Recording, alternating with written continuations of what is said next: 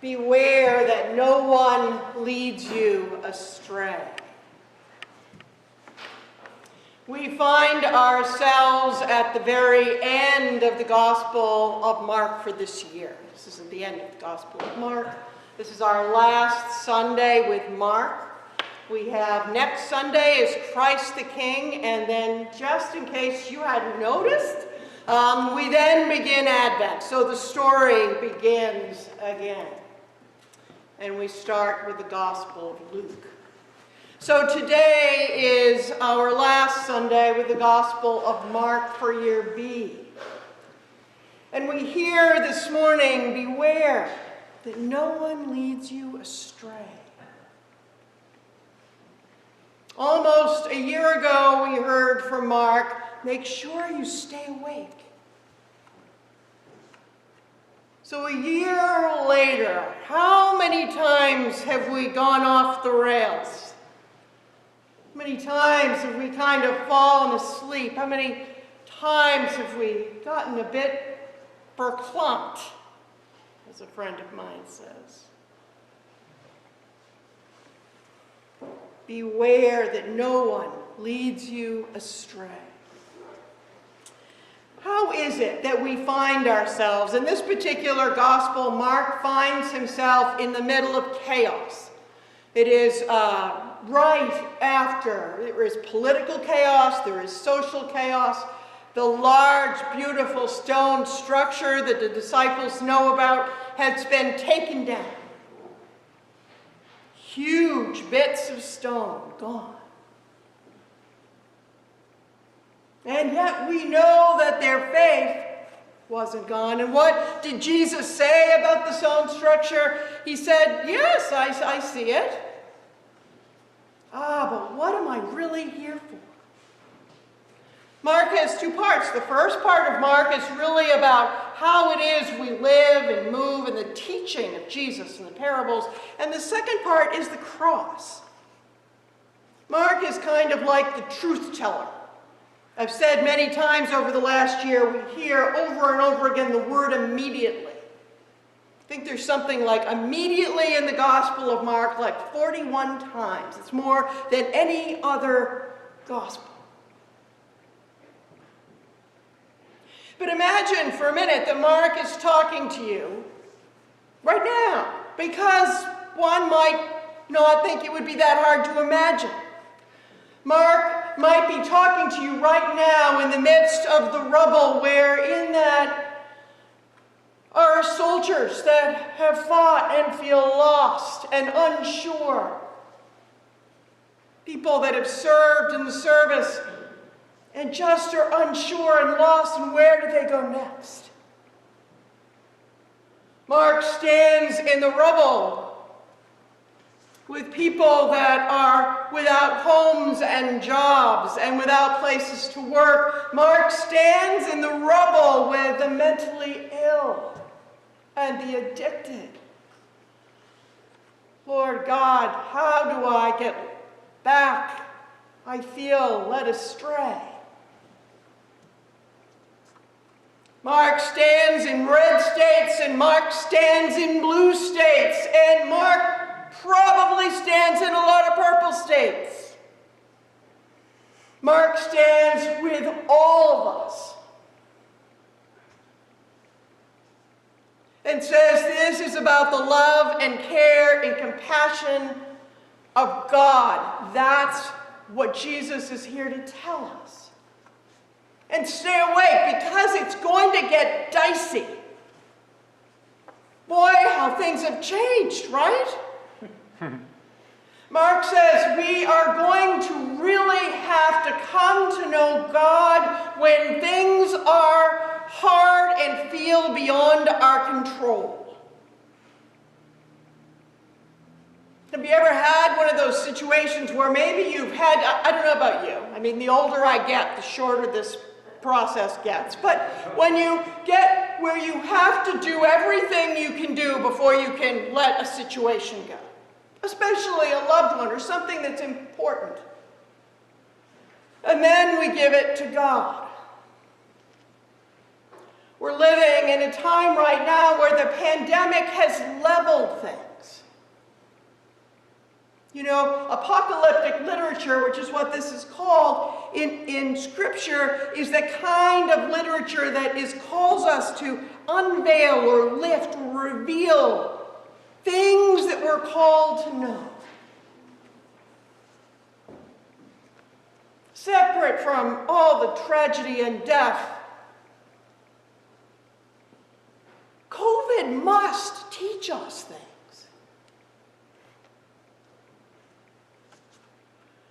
COVID made us realize that it didn't matter who we were, where we lived. COVID changed all of our lives.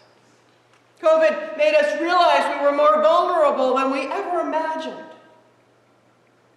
COVID made us realize that we're more connected than we ever imagined. Mark stands in the rubble and says, beware. Beware that no one leads you astray. Mark stands in the rubble and says, it is so important. It is urgent that we find ways to care and love for one another the way I love you. It's urgent. We will spend next year in Luke, which is many call the social gospel. It's wonderful. It's a great gospel. They're all wonderful. It's what we're spending. But it's a much more drawn out, it's a much longer story, which is wonderful. But for this time and place in our history, there's something profound about Mark's urgency. There's something profound about the unrelenting beat of Mark saying, this is important. This is important. There are three reasons that a woman named Deborah Johnson, who is a theologian and writer, says that Mark says that this is so important, and it's important that we name it. And the first thing she says is to avoid idolatrous religion. Jesus says, look at that beautiful, I see that beautiful church. I hope it's not empty, he's thinking. At the doors. I see that beautiful church, but what do they think? I see that beautiful church, but who are they? I see that beautiful church. Do you know anyone from there? We must know about Mark's passion and his urgency of standing in the rubble because we happen to be sitting in a beautiful stone church that we hope and pray we can continue to restore. But that only happens if we love and care for each other here and out there, which we're doing. That only cares if someone says to you when you're out and about doing your life and they say, geez, you know that you just went through something or you're off to do something, that church you go to, are they nice? Hopefully you'll say yes. If they're not, please come talk to me because we have to. I'm not going to berate you. I'm going to say, so who hasn't been nice and how can we help them? Idolatrous religion. God isn't about those and them and in and out. It's about us. The second reason we need to hear Mark's urgency this morning is so we can discern what is working. Discern the birth pangs we hear. Those birth pangs, when things, anyone that has had a child and loves someone that's about to have one.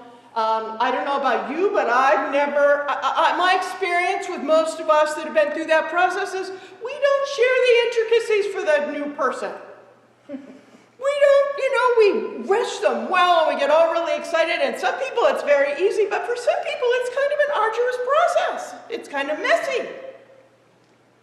Sometimes it takes a while. Sometimes it's hard. Sometimes you find out that there's more than you ever thought possible that your body could do. So we hear that the birth pangs. Mark stands in the rubble and says, yes, this is all happening. Yes, there's power and poverty and passion and blessing and greed and messiness And God is in the midst of it all. So she says the second thing is to just be able to be discerning about where it is that God is truly happening. And then notice the signs of hope. It is easy sometimes right now, isn't it, to get discouraged. It is easy right now to wonder, my goodness, how is this ever going to change? And we don't know how, whatever it is that is causing you angst or concern, we don't know how that's going to change right now. I don't, at least. But what I know is that our walk of faith, what Mark calls us to remember, is that Jesus came so that we would be reminded that there are going to be times when all things break down. There are going to be times when all things fall away. Jesus is not the feel-good prophet. He's not the one that says, if you follow me, love me, pray 5 times a week, give to the poor, you will never have a hard time. Jesus isn't the prophet that says, if you work really hard and you pray really hard and you feed lots of hungry people, you will never be hungry. Jesus is the prophet that says, especially as we come here, as we move into Advent and we start to prepare, Jesus is the gospel that stands in the breach and says, when your loved one dies, I am with you. When you don't have a meal, I am with you. When you are cold, I am with you. Jesus doesn't say you won't be cold. So on this day, Mark's urgency is, how is it that when we're standing in the rubble, we cannot get distracted by outside things and things that are like, oh, this will help and this will help. Just one quick joint and it'll all be better. Mark stands in the breach this morning and says to each and every one of us, how is it that you can be present to your circumstances? How can you be present to God today? One of the things that we know is that that requires work and discipline. That's another thing, is some people think, well, if I'm really faithful and I go to church and I love Jesus, this is all gonna come naturally. It's kind of like me sitting in the parking lot of the Works thinking I'm going to lose this 40 pounds by praying about it. I can tell you I've tried, it hasn't worked yet. I have to participate in that process. How is it that I can be present in my day? And sometimes when things are falling away, it is hard. St. Ignatius is a person that some of you may have heard of. He's the Jesuits, who some of you may know. Richard Rohr, for example, is a well-known Jesuit. No, he's not. Franciscan. We love Francis too.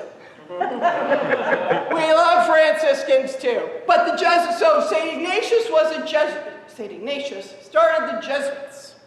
And he wrote what many believe to be the seminal work on spiritual direction. And one of the things he talks about is something called the exam, which I took a class on this year, and it's really powerful, and it's simple. Because if you imagine Mark standing in the rubble, if you imagine Jesus standing in the breach, you wonder to yourself, why would I want to stand there? I'd rather be in my other spot. St. Ignatius calls us to a very simple process. The first thing you get to do is you get to ask God for light. It could take like 10 minutes. Imagine that you just got quiet, found the same place every couple of days, lit a candle, and just tried to get quiet, listen to some music. Ask God for light. Because we know that we need to see hope, even in the rubble. And then the second thing the exam calls us to do is to give thanks. We know now we even have science that proves that gratitude, listing things you're grateful for every day changes your brain chemistry. But even before that, St. Ignatius said, okay, what can you be thankful for? Then review the day. If you're doing it in the morning, look at the day before. It's amazing the things you'll remember. Because we go fast. We live in 2021, right? But even if we didn't, we go fast. Where might we have seen God in our day? Where can we be grateful? Where do we need to hold it up? The fourth thing is what are your shortcomings? Because we must look at our side of the street. Oh, we hate that news, don't we? Because after all, if this is going poorly, it's got to be about you. Otherwise, I'm going to have to change something. Especially if I think I'm right. I just should add that. And yet we all need to look at our own shortcomings. Where is it that we're attached? And how is it that we can ask God for help? And then lastly, as you finish this prayerful exercise, and I can post it, I can send out, I have a little card that I use every day. At the end of it, you look. Look to the day to come and notice, where is it that God may be present in that day? We hear this morning about marked urgency. As we finish up this year, we were told last year, stay awake. That's what the work is, stay awake. We heard it at the beginning of Advent. We heard it, stay awake, because Jesus will come. And even on Christmas Eve, even in the midst of COVID, in the midst of my living room, we celebrated the birth of Jesus. Worked out better on Zoom. I have a very small living room. But we managed to do it. We will do it this year. But what does it mean? What difference does it make? And so on this morning, on this last day with Mark, we hear, beware that no one leads you astray. But remember that in our baptismal covenant, we are told over and over again, we will with God's help. We're told, we hear the words, when I sin, not if. So God already knows you're going to get lost. That's good news. Because God's nature is always to have mercy. And God calls you back to the breach. God calls you back in urgency. And I would contend that we're living in a time right now where we are standing in the breach. And it is a time of urgency. And so beware, notice. Do some kind of prayer practice, whether it's the one I suggest today or some other one. Allow yourself to have moments of time where what will happen is that you will start seeing God in the most interesting places. God will show up in places that you least expected. But if you are practicing some form of paying attention, you will be called back. You won't buy the shtick. You'll know, that's too easy. I know if I just sit in the parking lot, I'm not going to lose 40 pounds. I've tried that. You know that sometimes with God, things all fall down. But you hear that voice of Jesus, or you hear the voice of God, or you hear the voice of Mary, or you hear whoever it is that resonates with you say, you are not alone. You're not alone. You are God's beloved, and all will be well.